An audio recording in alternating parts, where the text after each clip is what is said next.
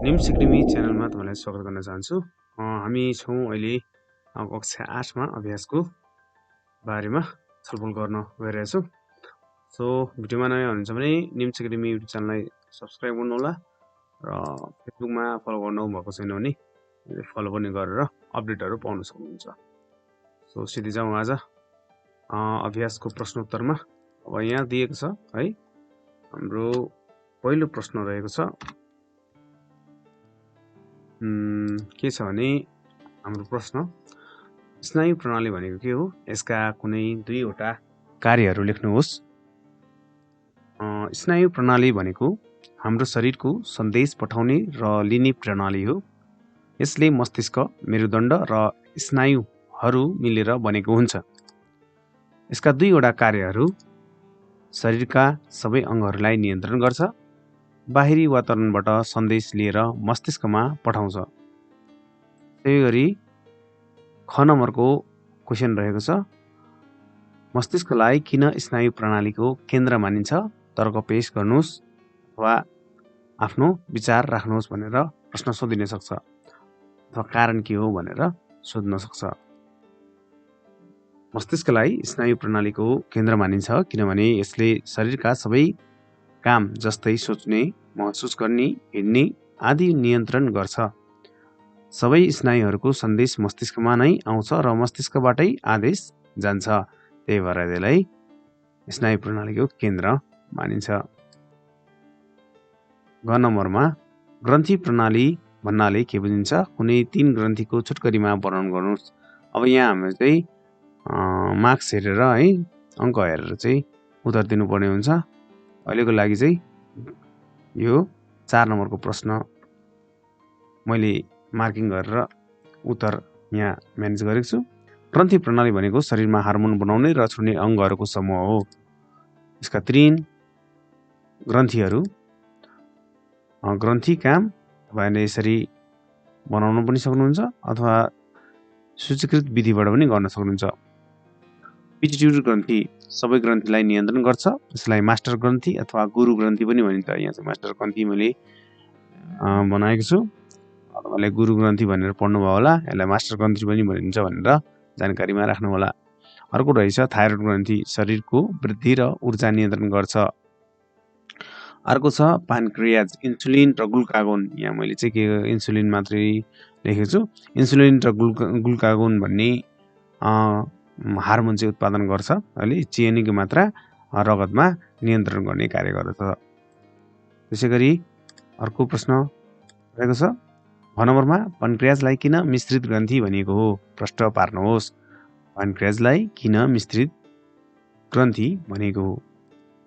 पनक्रियाजलाई मिश्रित ग्रन्थी किन भनिन्छ भने यसले दुईवटा कार्य गर्छ। एउटा रहेछ बाह्य ग्रन्थीको काम, पाचन रस बनाएर आन्द्रामा पठाउँछ है। अनि त्यसपछि अन्त ग्रन्थीको काम, इन्सुलिन हार्मोन बनाएर सिधै रगतमा छोड्छ। एउटा पाचन रस, एउटा इन्सुलिन है। यसले दुईवटा कार्य गर्नु भएकोलाई यो कार्यहरूलाई, त्यही भएर यसलाई मिश्रित ग्रन्थी भनिन्छ। यसरी एउटै ग्रन्थीलाई दुवै काम गर्ने भएकाले यसलाई मिश्रित ग्रन्थी भनिन्छ भनेर लेख्न सकिन्छ। अब यहाँ देख्छ आन्तरिक स्त्री प्रजननको अङ्ग चित्र बनाई नामाकरण गर्नुहोस्। अब यहाँ चाहिँ सुरुमा तपाईँले यो आन्तरिक स्त्री प्रजनन अङ्ग बनाउनु पर्यो है, अनि व्याख्या गर्नु पर्यो। आन्तरिक स्त्री प्रजननका अङ्गहरू, मुख्य अङ्गहरू फेलोपियन नली अण्डलाई पाठेघरमा पुर्याउँछ। पाठेघर बच्चा बढ्ने ठाउँ यसले दिने गर्छ। योनि बाहिरी भाग, यसले चाहिँ बाहिरी भाग, यो बाहिरी भाग है। अनि अण्डाशय, अण्डा बनाउने काम, जहाँ चाहिँ यो यहाँनिर चाहिँ यो ओभरिजहरू यहाँ डेभलप हुने ठाउँ यो अण्डाशय है, डिम्ब उत्पादन गर्ने ठाउँ रहेको हुन्छ। अर्को प्रश्न रहेको छ, पुरुष प्रजनन अङ्गको संक्षिप्त वर्णन गर्नुहोस्। पुरुष प्रजनन अङ्गहरू, अङ्ग है, सुरुमा चाहिँ अण्डकोश, अझै वृषण पनि पाउनुहुन्छ। यहाँ चाहिँ शुक्रकीट र टेस्टोस्टेरोन हार्मोन बनाउने काम चाहिँ अण्डकोशले गर्दछ। अर्को भनेको मूत्रद्वार नली। मूत्रद्वार नलीले चाहिँ शुक्रकीट बाहिर पठाउने काम गर्छ। अर्को छ प्रोस्टेट ग्रन्थि, सुकृतिलाई सक्रिय राख्ने तरल पदार्थ बनाउँछ भनेको एक्टिभ स्टेटमा राख्ने काम प्रोस्टेट ग्रन्थीले गर्छ। अर्को छ लिङ्ग, जसलाई अङ्ग्रेजीमा पेनिस पनि भन्छ। यो चाहिँ तन्किने इरेक्टाइल टिस्युले बनेको हुन्छ। शुक्रकीट बाहिर पठाउने अङ्ग है, यो चाहिँ लिङ्ग। अर्को छ तपाईँको भिन्नता।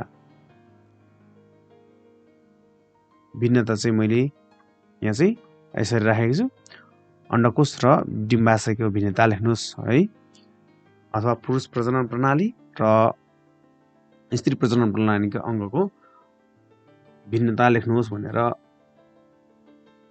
प्रश्न रहेको छ। यो रहेछ अण्डकोष है, अर्को रहेछ डिम्बाशय ओभरिज। अण्डकोषको पुरुषमा पाइने अङ्ग है, डिम्बाशय चाहिँ स्त्रीमा पाइने अङ्ग। अर्को रहेछ शुक्रकीटको उत्पादन गर्दछ, अर्को रहेछ डिम्ब उत्पादन गर्दछ। यसरी हाम्रो के हुन्छ, हाम्रो प्रश्नोत्तर गर्न सक्नुहुन्छ। यो भिडियो कस्तो लाग्यो तपाईँहरूलाई? कृपया निम्स एकाडेमी युट्युब च्यानललाई सब्सक्राइब गर्न नभुल्नुहोला र फेसबुक पेजमा पनि फलो गर्नुहोला। हामी अर्को पाठको अभ्यासमा भेट्ने छौँ। त्यति बेरको लागि बिदा हुन चाहन्छु। धन्यवाद। Have a nice day.